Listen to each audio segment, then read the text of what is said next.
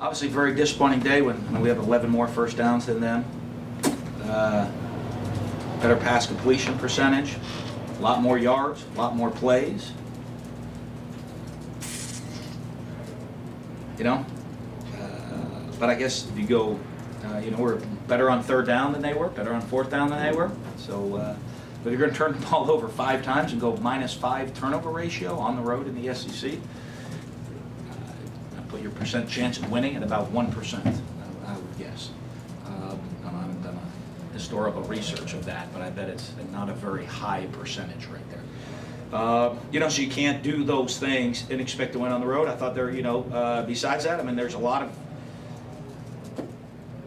I guess it's disappointing because there's a lot of good things that we did. I mean, you look, you say, okay, well, we did the offense, did a pretty good job on third down against one of the top defenses in the league. Came out, our defense, I thought, played really well. A couple critical breakdowns, and we're put in some tough situations, of course, to drive. I look at it. Coach's fault. They had the one drive lead them in 2nd and 25 and give up boom 2 plays touchdown. Those were bad. That's on the coaches more than the players. That deal, so you have to look at that. But their quarterback goes 10 of 20 and throws 4 touchdowns. Our goes 28 of 43 and has 3 interceptions. And in the end, that's the entire story of the game. We did a lot to give enough things to win. Give them credit. They didn't make the mistakes, and they made plays, and we made mistakes and didn't make enough plays. The end of the first half, that 12 seconds, they had 2 Yeah. timeouts. And what happened is we called a play, Dak. The last thing we say, hey, you go. I mean, don't even get to your second read with the pass rush they have. Just we're expecting one guy not there, throw it away, held on, tried to get even all the way to his 3rd read, to be honest with you, and end up taking a sack. So we got to burn a timeout there, which really knocks us out of field goal range. Then we, called the play, and we lined up in the wrong formation, and it just kills you.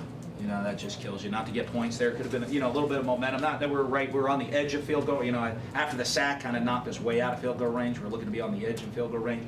My fault probably for the play call. I should have just called something a lot more conservative in there and not tried to take a shot to the end zone on the play that we took the sack. Started the second half with good field position and the fumble by Dak. I mean, how big of a momentum swing was that? I mean, you had a chance to. Well, it's huge. You're in a 17-10 game, got the ball, great field position. We feel good. I thought we moved the ball fairly well during the course of the day. We punted 5 times. They punted 8. So in the end, we moved the ball pretty well most of the day right there. And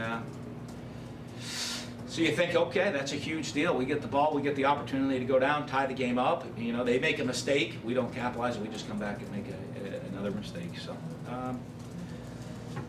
you can look at anything, whatever you want to look at. Turnovers are the story of the game. Period. I think we had 6 turnovers in the season coming in, 5 today. So. We'll look at it, you can look and say, what is it? What was the problem over it? There's a different problem on every single turnover. So, it's something that we've preached on, obviously. You say, what are we going to do differently? Probably not anything differently because we're one of the top teams in the country at minimizing turnovers coming into the game. Just going to look at how everybody, the mistakes they made, and get those fixed.